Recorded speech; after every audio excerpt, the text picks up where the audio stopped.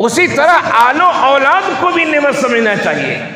کتنے ایسے لوگ ہیں شادی کو 2 سال 4 سال 5 سال گزر جاتے ہیں لیکن اولاد نہیں ہوتی ہے، ڈاکٹروں کا چکر لگاتے لگاتے پریشان ہو جاتے ہیں، درگاہوں پر جا کر سر ٹیکتے ہیں اور نہ جانے کیسے کیسے تعویذ اور گنڈے اختیار کرتے ہیں جو شرعی اعتبار سے ناجائز ہے، ناجائز ہے۔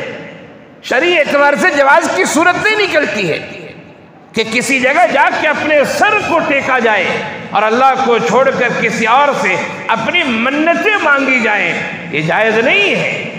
لیکن انسان کو جو اولاد نہیں ہوتی ہے تو کتنے جتن کرتا ہے، کتنی کوششیں کرتا ہے، بلکہ کتنے لوگ تو کسی سے لڑکے خرید لیتے، لڑکیوں کو خرید لیتے ہو جس کو ایڈاپٹ کرنا کہا جاتا ہے، متبنہ بنا لیتے اور پھر اس پر خرچ کرتے ہیں۔